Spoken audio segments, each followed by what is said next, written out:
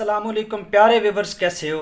आपका मेज़बान आसिफ अगेन हाजिर खिदमत है। Welcome to my channel. आपको पता है मैं अक्सीर शम्मस पार्ट 3 यानी शम्मस पे मेरी ये तीसरी अक्सीर आई है। तो इसके दो प्रोसेस थे जो हमने ऑलरेडी किए। एक हमने शिंगरफ को कैमुनार किया, वैसे वो शिंगरफ का मेरा 7वां पार्ट था। शिंगरफ को कैमुनार किया आबे की कवार में और कवार गंदल में।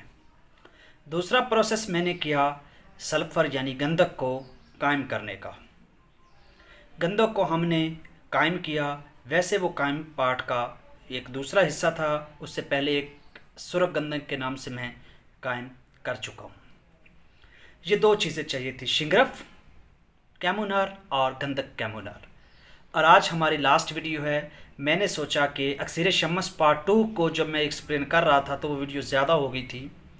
वो ज़्यादा होना उसमें ज़रूरी था, प्रोसेस लंबा था, और इसको मैंने 3 वीडियो में ही सबमिट कर दिया और इस समअप किया कि इसको मुकम्मल कर दूँ। तो आज की लास्ट की वीडियो है जिसमें आज हम अमल करेंगे उन दोनों चीज़ों को लेकर, गंधक को और शिंगरफ को, कि किस तरीके से एक अक्सीर बनती है।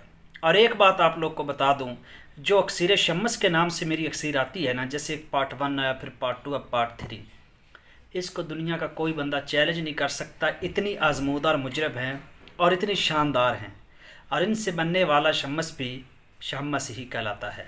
अपनी पहचान आप है। तो आज आखिरी स्टेप में आखिरी अमल करते हैं, तो चलते हैं वीडियो की जानिब। इससे पहले अगर चैनल को सब्सक्राइब नहीं किया तो सब्सक्राइब कर लें, बेल आइकॉन को प्रेस कर लें ताकि हर वीडियो आप लोगों तक पहुंचती रहे। और अगर आपने शिंगरफ कैमुनार की वीडियो नहीं देखी या गंधक कैम की वीडियो नहीं देखी तो काइंडली उसको वॉच कर लें, डिस्क्रिप्शन में लिंक मौजूद हैं, और उसके बाद आपके लिए ये वीडियो काम की है। अब आपने बैज़ाए मुर्ग का खोल लेना है, यानी अंडे का खोल लेना है। आप लोगों ने अंडा होता है, उस पहला काम ये करना है कि उसमें से सुराख सिक्के जितना करना है। जैसे ये होता है ना पैसा, सिक्का, ये तांबे का, चांदी का, जैसे ये करेंसी का सिक्का होता है, इतना सा आपने अंडे के ऊपर सुराख करना है और उसमें से जर्दी और पानी को पहले मिक्स कर लें अंदर ताकि वो इजी निकल जाए। उसको निकाल देना है, वो खोल आपके पास आ गया। इस खोल को बोला जाता है खोल बैज़े मुर्ग। अब इस खोल को आपने एहतियात के साथ एक अच्छी सी नॉर्मल गिल हिकमत कर लेना। इस खोल अंडे को गिल हिकमत करने के बाद इसको आप खुश्क कर लें। मैं इतने आसान तरीके से समझाता हूँ कि आप इजीली समझ सकें। अब एक कढ़ाई लें, आनी कढ़ाई हो, उसको आप रेत से भर लें। रेत में भरने के बाद वो जो अंडा अब खुश्क हो चुका है उसको आप रेत के अंदर रखें। यहाँ तक क्लियर हो गया। अंडा लिया, उसमें से जर्दी और पानी जो उसका है वो निकाल दिया, उसको अच्छे तरीके से गिल हिकमत किया, उसको थोड़ा सा खुश्क किया। उसके बाद एक बड़ी कढ़ाई ली जिसमें 5-7 किलो जो है वो रेत भर दी, उसमें आपने अंडे को फिक्स कर दिया। ओके, अब नीचे आपने जी आग जला देनी है। जब नीचे आग जलाएंगे तो क्या होगा, रेत डेफिनेटली बात है गर्म होगी। अब प्यारे व्यूवर्स, वो जो शिंगरफ आपने कैमुनार की थी आबे की कवार में, वो आपने इसमें शिंगरफ की वो डली जो है इसमें आपने रख देनी है। और दूसरा काम आपने किया था गंधक को कायम करने का, जो इलसी में आप लोगों ने उसके बुझावे दिए थे और एक प्रोसेस के तहत आपने उसको साफ़ करने के बाद कायम किया था, वो ले लेना है। उस गंधक को आप अच्छे तरीके से ग्राइंड कर लें। ठीक है, ग्राइंड करने के बाद आप इधर साइड पे रख लें। और जो शिंगरफ की वो डली है, आपने डली की डली सालम कायम की थी, उसको आपने उस अंडे के अंदर रख देना है। नीचे से आपने आग जला देनी है। 2 चौबी आग होनी चाहिए, लकड़ियों की नॉर्मल आग होनी चाहिए, ज़्यादा तेज़ नहीं होनी चाहिए। आपकी रेत गर्म हो जाएगी। रेत इसको सैंड बाथ बोला जाता है केमिस्ट्री की ज़ुबान में। ये इसलिए किया जाता है कि ये आपका जो आग 2 चौबी है ना, उसमें उतार चढ़ाव आ सकता है, यानी ज़्यादा भी हो सकती, कम भी हो सकती, और ये रेत आपके टेम्परेचर को मेंटेन रखेगा। आपकी जो शिंगरफ है उसके जौहर ना कच्चे रहने देगा ना उसको जलने देगा। ये एक लेवल रखने के लिए ये सैंड बाथ इस्तेमाल कर। कभी हो सकता है ना आग तेज़ हो जाए तो ऊपर भी तेज़, नीचे तो ऊपर भी स्लो हो जाएगी। लेकिन जब रेत होगी तो अगर नीचे से थोड़ा बहुत फर्क आग का पड़ता है तो वो उसको कम नहीं होने देता, तब तक हम मेंटेन कर लेते हैं आग को। तो ये तो इसलिए यूज़ की जाती है। अब आपने जिसको गर्म करना है, अब जो गंधक है उसकी आपने उसके ऊपर चुटकी देनी है, शिंगरफ के ऊपर चुटकी देंगे। पहले थोड़ी सी ज़्यादा ऊपर डाल दें, वो पिघल जाएगी, ठीक है, पिघलेगी, वो शिंगरफ इसको चूसेगी। जब वो जल जाए या ख़त्म हो जाए, यानी वो जो पिघल के वो ख़त्म हो जाए या खुश्क हो जाए, टाइम लगेगा इसके लिए, जो बहुत ज़्यादा टाइम लग सकता है, पूरा एक दिन भी आपका लग सकता है। 12 घंटे का कम से कम प्रोसेस है एक दिन का।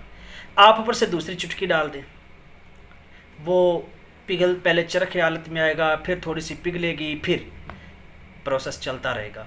घंटे बाद या आधे घंटे बाद आप इसको दोबारा चुटकी दें, ये आग पर डिपेंड करता है, फिर दे। इस तरीके से वो सारी की सारी गंधक आपने उस पर ख़त्म करनी है जो शिंगरफ आपकी मौजूद है अंडे के खोल में, और नीचे आप आग दे रहे हैं। इस तरह आंवला सार जो है इसमें ख़त्म कर दें। अब ये शिंगरफ आपकी जो मुकम्मल तौर पर है, ये अक्सेर तैयार हो चुकी है। अब इसको हमने आगे इस्तेमाल कैसे करना है, यानी हमने जो अक्सेर तैयार की है, वो शिंगरफ तैयार की है बदौलत आंवला सार गंधक के। शिंगरफ हमने पहले बहुत अच्छे तरीके से कायम की थी, उसके बाद गंधक हमने साफ किया, कायम किया। इस गंधक की हमने, इस सारी गंधक हमने उसके ऊपर खपत करवाई है, शिंगरफ के ऊपर, ठीक हो गया। अब ये गंधक सारी ख़त्म हो गई, एक वक्त लगा, आपका टाइम सर्फ हुआ।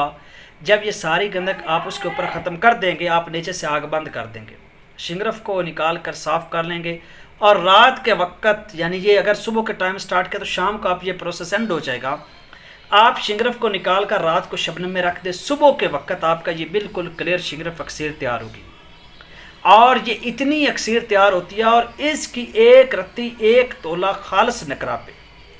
अब ये वर्ड मैंने बहुत बड़ा बोला है, खालस नकरा का। क्या नकरा में कोई फ़र्क होता है? जी हाँ, ये पूछ सकते हैं, और कभी इस पर भी मैं वीडियो दूंगा।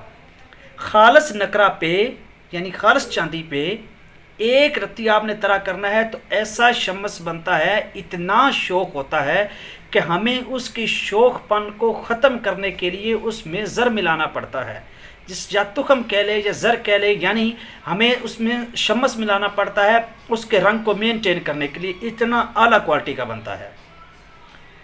तो बाज़ औक़ात ऐसा भी हो जाता है कि हम ऐसी अक्सेर, वो उसमें थोड़ी सी कमी पेशी होती है, तो हमें फिर नहीं भी मिलाना पड़ता, वैसे बाज़ार में फ़रोख्त हो जाता है।